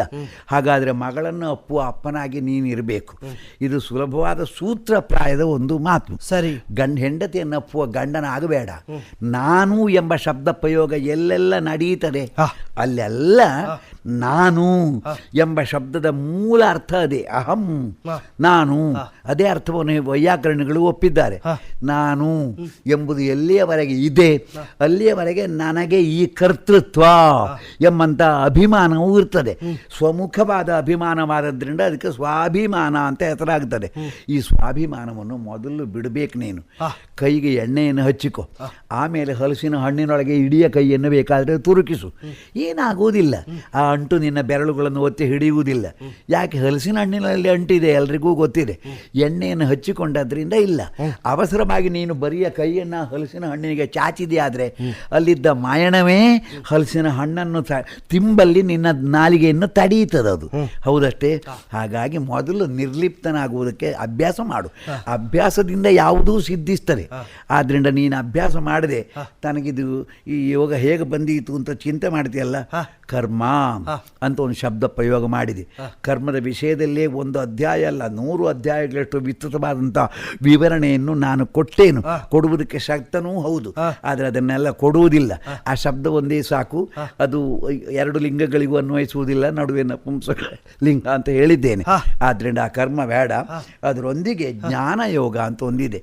ತನ್ನ ಮನಸ್ಸನ್ನು ಭಗವಂತನಲ್ಲಿ ಸ್ಥಾಪಿಸಿದರೆ ಅವನು ಏನನ್ನು ಮಾಡಿದರೂ ಮಾಡಿದ ಹಾಗಲ್ಲ. ಏನನ್ನು ಮಾಡುವಾಗಲೂ ತಾನು ಮಾಡಲಿಲ್ಲ, ತನ್ನಿಂದ ಯಾವನೋ ಇದನ್ನು ಮಾಡಿಸುತ್ತಾನೆ ಎಂಬ ಪ್ರಜ್ಞೆ ಇರ್ತದೆ. ಸಂಕಲ್ಪ ಅಲ್ಲ, ಅದು ಪ್ರಜ್ಞೆ ಇದ್ದೇ ಇರ್ತದೆ. ಆದ್ದರಿಂದ ಮನಕೃತಂ ಕೃತಂ ಕರ್ಮ ನ ಶರೀರ ಕೃತಂ ಕೃತಂ. ಜನಕನೇ ಮೊದಲಾದಂಥ ಋಷಿಗಳೆಲ್ಲ ಇದನ್ನು ಒಪ್ಪಿ ತಮ್ಮ ಗುರುಗಳು ಮಾತನ್ನು ಅನುಸರಿಸಿ ಅವರು ನಡೆದಿದ್ದಾರೆ.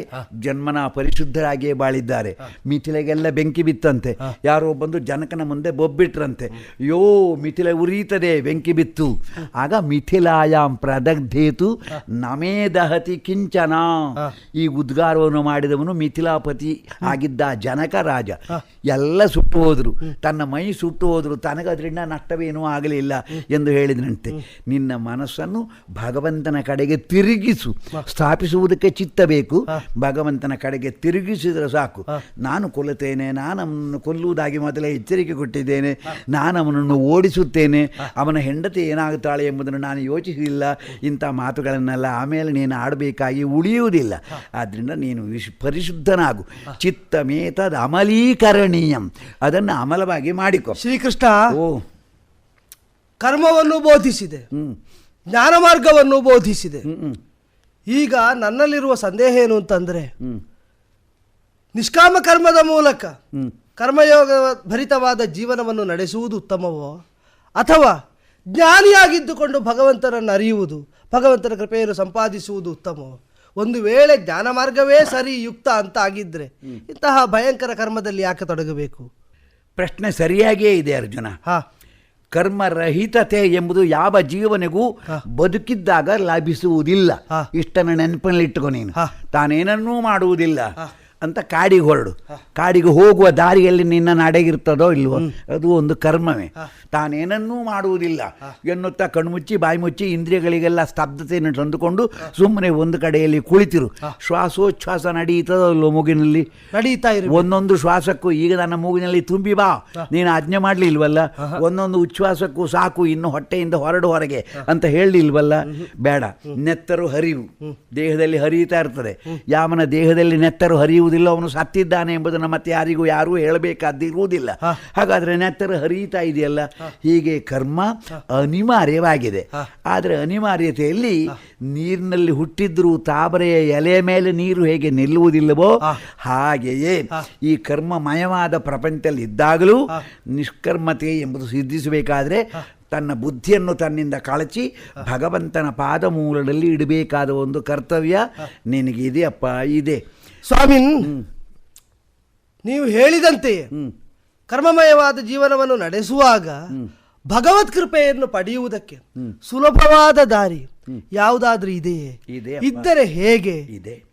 ಸ್ವಭಾವ ಸಮ್ಮತವಾದಂತಹ ಒಂದು ಉದ್ಯೋಗವನ್ನೊಬ್ಬ ಕೈಕೊಳ್ತಾನಾದರೆ ಆಗದು ಸ್ವಭಾವಕ್ಕೆ ಅನುಗುಣವಾಗಿ ನಡೆದ ಕರ್ಮವಾಗುವುದರಿಂದ ಅದವನ ಬಂಧನಕ್ಕೋ ಮೋಕ್ಷಕ್ಕೋ ಎರಡಕ್ಕೂ ಕಾರಣವಾಗುವುದಿಲ್ಲ. ಸ್ವಭಾವ ಸಹಜತೆ ಎಂಬ ಪದವನ್ನು ಆಧಾರವಾಗಿ ಇಟ್ಟುಕೊಂಡ್ರೆ ಆ ಕರ್ಮ ಅವನಿಗೆ ಸಹಜ ಗುಣ ಎಂಬುದರಿಂದ ಬಂದೇ ಬರ್ತದೆ. ಬ್ರಾಹ್ಮಣಾದಿ ಚಾತುರ್ವರ್ಣಗಳನ್ನು ಸೃಷ್ಟಿ ಮಾಡಿದವನು ನಾನೇ. ಆದರೆ ಒಂದು ಮುಖ್ಯ ನಿಯಮ ಇದೆ ಇಲ್ಲಿ, ಗುಣ ಕರ್ಮ ವಿಭಾಗಶಃ. ಯಾವನೋ ಒಬ್ಬ ಶೂದ್ರ ಬ್ರಾಹ್ಮಣನಾಗಬಹುದು ಅಂತದ್ರ ಅರ್ಥ ಅಲ್ಲ. ಯಾವನೋ ಬ್ರಾಹ್ಮಣ ಪಾತಿಥ್ಯದಿಂದ ಶೂದ್ರತ್ವವನ್ನು ಪಡೆಯುತ್ತಾನೆ ಅಂತದಕ್ಕೆ ಅರ್ಥವಲ್ಲ. ಅವನ ಗುಣ ಹೇಗಿದೆ, ಅವನ ಕರ್ಮ ಹೇಗಿದೆ, ಇದೆರಡರ ಆಧಾರದಿಂದ ಒಬ್ಬ ಶೂದ್ರ ಬ್ರಾಹ್ಮಣನಾದರೂ ಆಗಬಹುದು ಎಂಬುದೇ ಧ್ವನ್ಯರ್ಥ, ಬೇರೆ ಏನೂ ಅಲ್ಲ.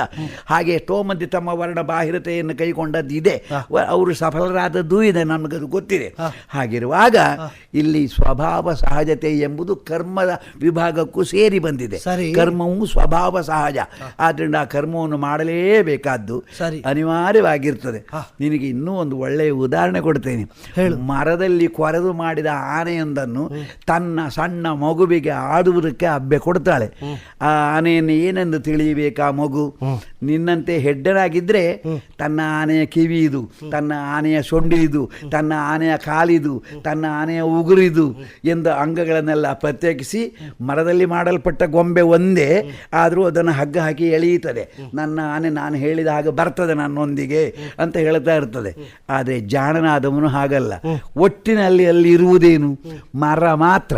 ಮರವನ್ನು ಬಿಟ್ಟರೆ ಸೊಂಡಿಲೂ ಇಲ್ಲ, ಕಿವಿಯೂ ಇಲ್ಲ, ಕಣ್ಣೂ ಇಲ್ಲ, ಅದಕ್ಕೆ ಏನೂ ಇಲ್ಲ. ದಂತಿನಿ ದಾರು ವಿನಿರ್ಮಿತೆ ದಾರು ತಿರೋಭವತಿ ಜಗತಿ ತಥಾ ಪರಮಾತ್ಮ. ಪರಮಾತ್ಮನೇ ಜಗತ್ತಿರೋಧತ್ತೆ. ಈ ಪ್ರಪಂಚ ಇರುವುದೇ ಪರಮಾತ್ಮನಲ್ಲಿ.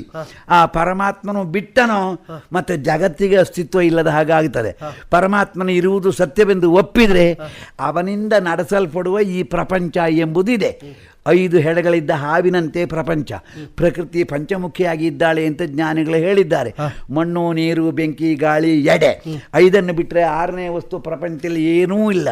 ಯಾವುದು ಎಲ್ಲಿ ಹೇಗಿದೆ ಅಂತ ಕೇಳಬೇಡ. ಇನ್ನು ಮಣ್ಣು ಇದೆ ಮೈಯಲ್ಲಿ, ಆದ್ರಿಂದಲೇ ಮಣ್ಣು ಕೂಡಿಸಬೇಡ ಮಣ್ಣಿಂದಾದ ದೇಹವನ್ನು ಅಂತ ಜ್ಞಾನಿಗಳು ಹೇಳಿದ್ದಾರೆ. ಇಂತಿಪ್ಪಾಗ ಮಣ್ಣು, ನೀರು, ಬೆಂಕಿ, ಗಾಳಿ, ಎಡೆ 5 ಈ ದೇಹದಲ್ಲಿ ಇರುವುದರಿಂದ ಈ ದೇಹಪಾತ ಎಂಬುದು ದುಸ್ಥಿತಿಯೂ ಅಲ್ಲ. ಅವನ ಚಿತ್ತ ಶುದ್ಧತೆಯ ಆಧಾರದಿಂದ ಅವನಿಗೆ ದುಸ್ಥಿತಿ, ಅವನಿಗೆ ಸುಸ್ಥಿತಿ. ಇನ್ನೊಂದು ಮರ್ಮವನ್ನು ಹೇಳಿಬಿಡ್ತೇನೆ. ಮೋಕ್ಷ ಎಂಬ ಶಬ್ದವನ್ನು ನೀನು ಇದುವರೆಗೆ ಉಪಯೋಗಿಸಲಿಲ್ಲ, ನಾನು ಹೇಳಬೇಕಾಯ್ತು. ಯಾಕಂದರೆ ಇದು ಅಧ್ಯಾತ್ಮ ಪ್ರಕರಣ. ಇದನ್ನು ಮೊದಲು ಸೂರ್ಯದೇವ ತಿಳಿದಿದ್ದ, ಆಮೇಲೆ ಮನು ಮಹಾರಾಜ ತಿಳಿದ, ಆಮೇಲೆ ಇಕ್ಷ್ವಾಕು ಎಂಬವನು ತಿಳಿದಿದ್ದನು. ಆದರೆ ಅವರು ಯಾರಿಗೂ ಇದರ ಪರಿಚಯ ಇತ್ತಾದರೂ ಅವರು ಅದನ್ನು ಅನುಭವಿಸಿರಲಿಲ್ಲ. ಮಿಕ್ಕ ಅವಧಿಯಲ್ಲಿ ಲೋಕ ಇದನ್ನು ಮರೆಯಿತು. ಇದಕ್ಕೆ ಕಾರಣ ಸ್ಥಾನದಲ್ಲಿ ಕಾಲವೋ ಮತ್ತೇನೋ ನನಗದು ಗೊತ್ತಿಲ್ಲ. ಅಂತ ಮರೆತ ಸ್ಥಿತಿಯಲ್ಲಿ ಈ ಉಪನಿಷತ್ತು ಇದೆಯಲ್ಲ, ಇದು ನನ್ನಿಂದ ನಿನಗೆ ಉಪದೇಶಿಸಲ್ಪಟ್ಟ ಉಪನಿಷತ್ತು ಅಂತ ತಿಳಿದುಕೋ. ಸರ್ವೋಪನಿಷದೋ ಗಾವಃ ದೌಗ್ಧ ಗೋಪಾಲನಂದನ. ನಾನು ಹಾಲನ್ನು ಕರೆದು ಕುಡಿಯುವುದಕ್ಕೆಂದು ನಿನಗೆ ಕೊಟ್ಟಿದ್ದೇನೆ. ಪಾರ್ಥೋ ವತ್ಸಃ. ಪಾರ್ಥನೆಂದರೆ ಕರು. ವತ್ಸ ಎಂಬ ಶಬ್ದಕ್ಕೆ ಕರು ಎಂಬುದೇ ಅರ್ಥ. ಸುಧೀರ್ ಭೋಕ್ತ. ಬುದ್ಧಿವಂತರಾದವರು ತಿಳಿಯುತ್ತಾರೆ. ಆದ್ದರಿಂದ ಇಂತಹ ದುಗ್ಧಂ ಗೀತಾಮೃತಂ ಮಹತ್. ಎಲ್ಲ ಉಪನಿಷತ್ತುಗಳಲ್ಲಿ ವ್ಯಾಪ್ತವಾಗಿ ಈ ಗೀತೆ ಇದೆ. ಈ ಗೀತೆಯಲ್ಲಿ ಎಲ್ಲ ಉಪನಿಷತ್ತುಗಳ ವ್ಯಾಪ್ತಿ ಇದೆ. ಆದ್ದರಿಂದ ಇಂತಹ ಪರಮೋಪನಿಷತ್ತನ್ನು ನಿನಗೆ ಉಪದೇಶ ಮಾಡಿದ್ದೇನೆ. ನೀನು ಮೊದಲು ಜ್ಞಾನಿಯಾಗು. ತನ್ನ ಅಂತಃಕರಣವೆಂಬ ಪೀಠದಲ್ಲಿ ಭಗವಂತನಿದ್ದಾನೆ ಎಂಬುದನ್ನು ನಿಶ್ಚಯಿಸಿಕೋ. ಈಶ್ವರ ಎಲ್ಲಿದ್ದಾನೆ? ಕೈಲಾಸದಲ್ಲಿಯೋ ವೈಕುಂಠದಲ್ಲಿಯೋ? ಮತ್ತೆ ತಪ್ಪಾಗಿ ನನ್ನನ್ನು ಹಾಗೆ ಕೇಳಬೇಡ. ಈಶ್ವರ ಸರ್ವಭೂತಾನಾಂ ಹೃದ್ದೇಶೇ ಅರ್ಜುನ ತಿಷ್ಠತಿ. ಅರ್ಜುನ, ಎಲ್ಲ ಭೂತಗಳು ಅಂತ ಹೇಳಿದರೆ ಬೇರೆ ಅರ್ಥ ಮಾಡಬೇಡ ನೀನು. ಎಲ್ಲ ಪ್ರಾಣಿಗಳ ಅಂತ ಅರ್ಥ. ಎಲ್ಲ ಪ್ರಾಣಿಗಳ ಹೃದಯದಲ್ಲಿ ಆ ಭಗವಂತನಿದ್ದಾನೆ. ಆದ್ದರಿಂದ ಅವನು ವೈಕುಂಠದಲ್ಲಿದ್ದಾನೆ, ಅವನ ಕೈಲಾಸದಲ್ಲಿದ್ದಾನೆ. ಕೈಲಾಸಕ್ಕೆ ಹೇಗೆ ಹೋಗಬೇಕು? ತೆಂಕು ಕಡೆಯಲ್ಲಿ ನಡೀಬೇಕೋ ಬಡಗಿನಲ್ಲಿ ನಡೀಬೇಕೋ? ಈ ಹುಚ್ಚಿನಂತೆ ಕೇಳ್ತಾರೆ ಕೆಲವರು. ಶ್ರೀಕೃಷ್ಣ ಎಲ್ಲರ ಹೃದಯ ನಿವಾಸಿಯಾದಂತಹ ಪರಮಾತ್ಮನ ಒಲುಮೆಯನ್ನು ಸಂಪಾದಿಸುವುದಕ್ಕೆ ಮಾಧ್ಯಮ, ಸುಲಭ ಮಾಧ್ಯಮ ಭಕ್ತಿ ಅಂತ ಹೇಳುವುದು ಕೇಳಿದ್ದೇನೆ. ಆ ಭಕ್ತಿಯ ಸ್ವರೂಪದ ಬಗ್ಗೆ ವಿಶದವಾಗಿ ತಿಳಿಸಿದರೆ ಚೆನ್ನಾಗಿತ್ತು. ಹೌದಪ್ಪ, ಭಕ್ತಿ ಎಂಬ ಶಬ್ದ ಪ್ರಯೋಗವನ್ನು ವೇದಾಂತ ಕವಿಗಳೆಲ್ಲ ಮಾಡಿದ್ದಾರೆ.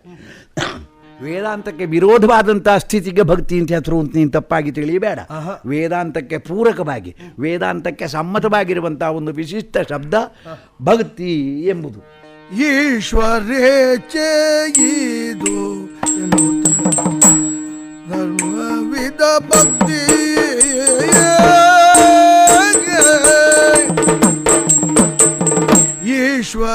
ಈಶ್ವರೇಚ್ಛೆಯಿದು ಎನ್ನುತ್ತ ನವವಿಧ ಭಕ್ತಿ ಆಶಯದೋಳು ಬಾಳುತ್ತ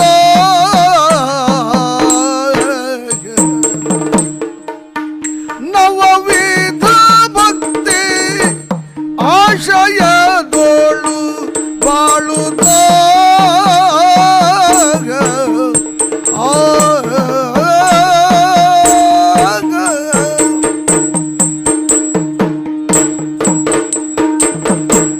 ನಶ್ವರ ಬದು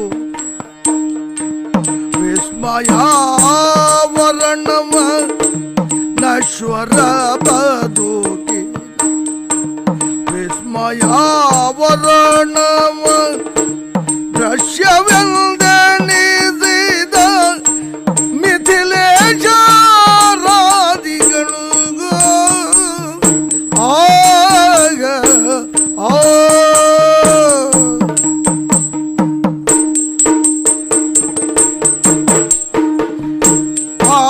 ಆಶ್ಚರ್ಯದ ಸೇವಾ ವ್ರತ ದೀಕ್ಷೆಯ ತಳೆದು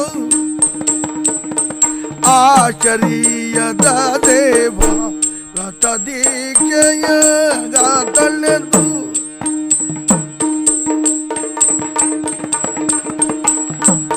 ಆಶ್ಚರ್ಯದ ಸೇವಾ ವ್ರತ ದೀಕ್ಷೆಯ ತಳೆದು ಪರಿತಿಳಿದು ಭ್ರಮೆ ಕಳೆದು ಉದ್ಯೋಗಿಸು ದಡದಲ್ಲಿ ಈಶ್ವರೇಚ್ಛೆ ಇದು ನವವಿಧ ಭಕ್ತಿಯ ಅರ್ಜುನ, ಶ್ರೀಕೃಷ್ಣ, ಭಗವಂತನಲ್ಲಿ ಮನಸ್ಸಿಗೆ ಸಹಜ ಸ್ಥಿತಿ ಎನಿಸಿದಂಥ ಪ್ರೀತಿ ಪ್ರಕಟವಾದರೆ ಸಾಕು, ಅದಕ್ಕೆ ಭಕ್ತಿ ಅಂತ ಹೆಸರು. ಭಕ್ತಿ ಎಂಬ ಶಬ್ದಕ್ಕೆ ಮತ್ತೊಂದು ಅರ್ಥವನ್ನು ಯಾವ ವೈಯಾಕರಣಿಗೂ ತಿಳಿದಿಲ್ಲ, ಹೇಳಿಯೂ ಇಲ್ಲ. ಹಾಗಾದರೆ ಭಕ್ತಿ ಅಂದರೆ ಏನು? ಪ್ರೀತಿ ಮಾತ್ರವಾದದ್ದು ಅಂತ ಅರ್ಥ. ತಾತನಲ್ಲಿ ಪ್ರೀತಿ ಕೆಲವರಿಗೆ, ಜಾತೆಯಲ್ಲಿ ಪ್ರೀತಿ ಕೆಲವರಿಗೆ, ಜಾತನಲ್ಲಿ ಪ್ರೀತಿ ಕೆಲವರಿಗೆ, ಮನೆಯಲ್ಲಿ ಪ್ರೀತಿ ಕೆಲವರಿಗೆ, ಹೀಗೆ ಅಪಕ್ವವಾದ ಅಸಾರ್ಥಕವಾದ ಆ ಪ್ರೀತಿಯನ್ನು ಪ್ರಕಟಿಸುವುದಕ್ಕಿಂತ ತನಗೆ ಮೂಲ ಮೂರ್ತಿಯಾದಂಥ ಭಗವಂತನನ್ನೇ ಪ್ರೀತಿಸುತ್ತೇನೆ ಎಂಬ ನಿರ್ಧಾರವನ್ನು ಮಾಡಿಕೊಂಡು ಪ್ರೀತಿಸಿದರೆ ಸಾಕು.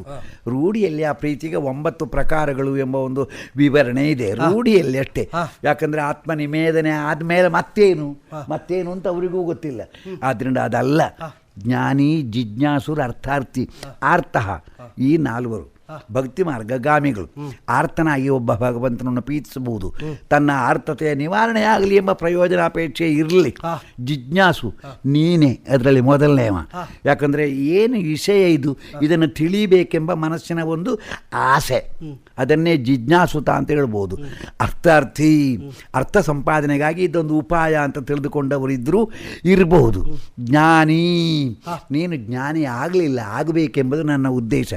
ನಿನ್ನ ಮನಸ್ಸು ಪಕ್ವವಾದರೆ ಆಗ ನಿನಗೆ ಸಿದ್ಧಿಯಾಗಿ ಬರುವುದು ಜ್ಞಾನ ಒಂದೇ.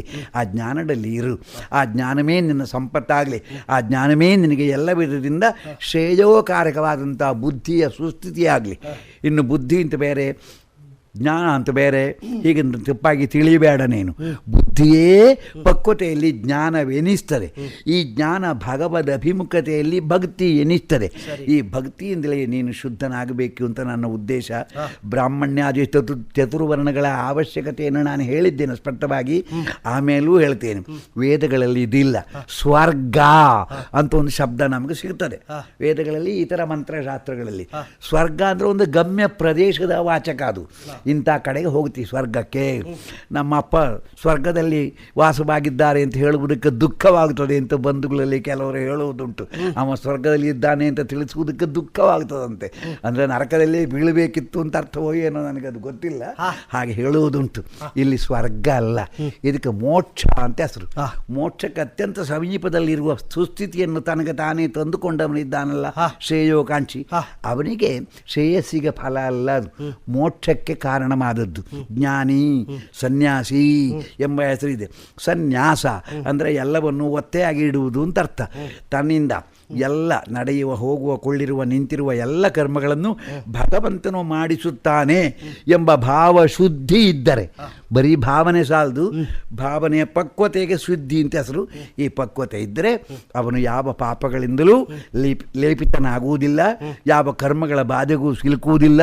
ಅವನು ಕೇವಲ ಮೋಕ್ಷ ತತ್ಪರತೆಯಲ್ಲಿ ಸನ್ಯಾಸಿ ಎನಿಸ್ತಾನೆ. ಧ್ಯಾನ ಯೋಗ ಅಂದರೂ ಅಷ್ಟೇ ಅರ್ಥ, ಬೇರೆ ಏನೂ ಇಲ್ಲ. ಒಂದು ಸ್ವರೂಪವನ್ನು ತಾನೇ ಕಲ್ಪಿಸಿಕೊಂಡು ಆ ಕಲ್ಪಿತವಾದಂತಹ ಸ್ವರೂಪದಲ್ಲಿ ತನ್ನ ಚಿತ್ತಕ್ಕೆ ತಲ್ಲೀನತೆಯನ್ನು ತಂದುಕೊಂಡರೆ ಮಾತ್ರ ಧ್ಯಾನ ಅಂತ ಆಗುತ್ತದೆ. ಇಲ್ಲದೇ ಇದ್ರೆ ಆಗುವುದಿಲ್ಲ. ಪ್ರಾಣಾಯಾಮ ಧ್ಯಾನ ಎರಡನ್ನೂ ಬರೀ ಬಾಯಿ ಮಾತಿಗೆ ಅಂತ ಅನೇಕರು ಬಳಸಿಕೊಳ್ಳುವುದು ಇದೇ ಲೋಕದಲ್ಲಿ. ಪ್ರಾಣಾಯಾಮೇ ವಿನಿಯೋಗ, ಪ್ರಾಣಾಯಾಮವನ್ನು ಮಾಡಬೇಕು, ಅಲ್ಲದೇ ಇದ್ರೆ ಅದು ವಿನಿಯೋಗ ಎನಿಸುವುದಿಲ್ಲ. ಅದರೊಂದಿಗೆ ಬೇರೆ ಕೆಲವು ವ್ಯವಹಾರಗಳಿವೆ.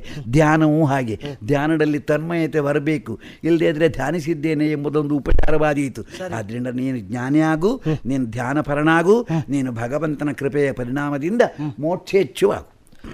ಸ್ವಾಮಿನ್, ಕರ್ತವ್ಯದ ಬಗ್ಗೆ ಎಲ್ಲ ತಿಳಿಹಿದೆ ನೀನು. ಕರ್ತವ್ಯದ ಬಗೆಗೆ ಕರ್ತವ್ಯದ ಬಗೆಗೆ ತಿಳುಗಿದ ತತ್ವವ ವಿವರಿಸಿದೆ, ತಿಳುಗಿದ ತತ್ವವ ವಿವರಿಸಿದೆ. ನಿತ್ಯ ನಿತ್ಯ ವಿವೇಕವನ್ನರುಗಿದೆ, ನಿತ್ಯ ನಿತ್ಯ ವಿವೇಕವನ್ನರುಗಿದ ಸತ್ಯದ ದರ್ಶನ ಮಾಡಿದುದಯದಿ. ಸ್ವಾಮಿನ್, ಅರ್ಥ ಗೋಪ್ಯವಾಗಿದ್ದಂತಹ ಅಧ್ಯಾತ್ಮ ತತ್ವವನ್ನು ಅರುಹುವುದರ ಮೂಲಕವಾಗಿ ನನಗೆ ಯಾವುದು ಕರ್ತವ್ಯ ಯಾವುದು ಅಕರ್ತವ್ಯ ಎಂಬುದನ್ನು ಚೆನ್ನಾಗಿಯೇ ತಿಳಿಹಿದೆ ಸ್ವಾಮಿ. ಒಳ್ಳಿತು. ಆದರೆ ಈ ಕಾಲದಲ್ಲಿ ಸರ್ವವ್ಯಾಪಿಯಾದಂತಹ ಸರ್ವೋತ್ತಮನೆನಿಸಿದಂತಹ ನಿನ್ನ ಜ್ಞಾನ ಐಶ್ವರ್ಯ ಶಕ್ತಿಯಿಂದ ಆವೃತವಾದಂತಹ ಆ ದಿವ್ಯವಾದ ರೂಪವನ್ನು ಕಾಣಬೇಕೆಂಬಂತಹ ಮಹದಾಸೆ ಉಂಟಾಗಿದೆ. ಒಳ್ಳೆಯದು. ಕಾಣಿಸಬೇಕು ಅಂತ ನನ್ನ ವಿಭೂತಿ ಎಲ್ಲೆಲ್ಲ ಇದೆ ಎಂಬುದನ್ನು ನಾನು ಸೋದಾಹರಣವಾಗಿ ಹೇಳಿದ್ದೇನೆ. ನಿನಗೆ ಸಾಕಾಗಲಿಲ್ಲ. ಭಗವಂತನನ್ನು ಕಣ್ಣಾರೆ ಕಾಣಬೇಕೆಂಬ ಆಸೆ. ಹೌದು. ಕಣ್ಣು ತುಂಬ ಕಾಣುವುದಕ್ಕೆ ಈ ಕಣ್ಣುಗಳಿಗೆ ಸರ್ವದರ್ಶನದ ಯೋಗ ಎಂದಿಗೂ ಬರುವುದಿಲ್ಲ. ಆದ್ದರಿಂದ ಈ ಕಣ್ಣುಗಳು ನಿನಗೆ ಸಾಲದೆ ಹೋದಾವು ಎಂಬ ಸಂಶಯದಿಂದಲೇ ನಿನಗೆ ದಿವ್ಯ ಚಕ್ಷುಸ್ಸನ್ನು ಕೊಟ್ಟಿದ್ದೇನೆ. ನನ್ನ ಪರಮೋತ್ಕೃಷ್ಟವಾದಂತಹ ವಿಶ್ವರೂಪವನ್ನು ತೋರಿಸಿದ್ದೇನೆ. ನೋಡು. ವಿಶ್ವರೂಪವ ನೋಡಿದ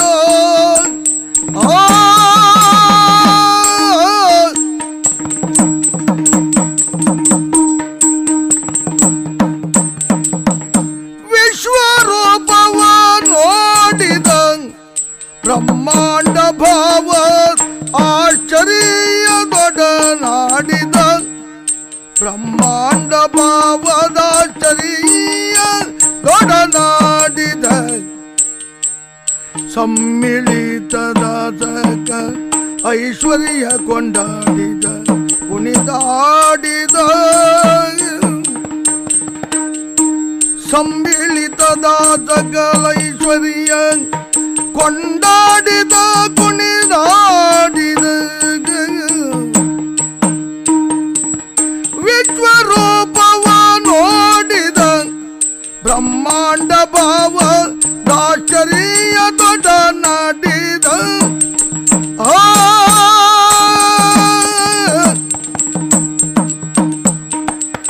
ವಿಶ್ವರೂಪವ ನೋಡಿದ ಬ್ರಹ್ಮಾಂಡ ಭಾವ ದಾಶ್ಚರ್ಯ ದೊಡನಾಡಿದ, ಬ್ರಹ್ಮಾಂಡ ಭಾವ ದಾಶ್ಚರ್ಯ ದೊಡ ಆಡಿದ.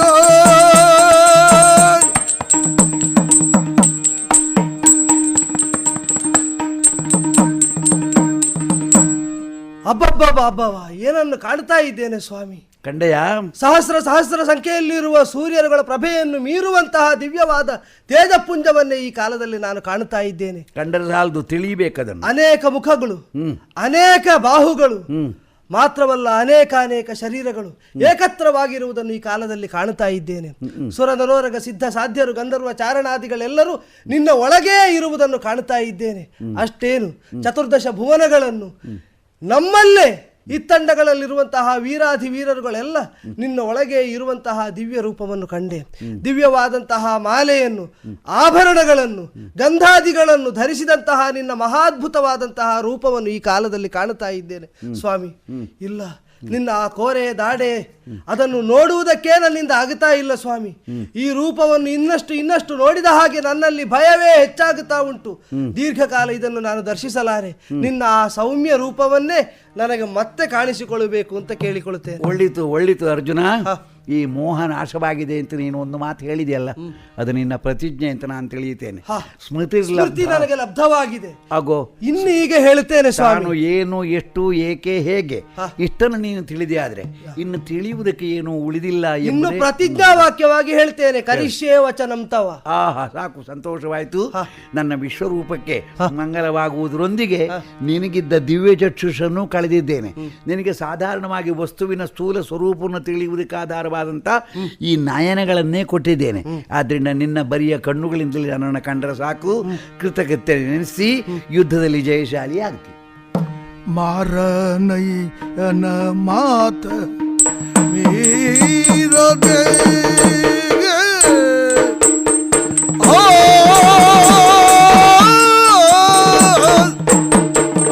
ಮಾರನಯ್ಯನ ಮಾತ ಮೀರದೆ ಗೋಕುಲ ಭೋವರೇಣ್ಯನ ಉದರದಲ್ಲಿ ಪುಟ್ಟಿ ಗೋಕುಲ ಭೋವರೇಣ್ಯನ ಉದರದಲ್ಲಿ ಪುಟ್ಟಿ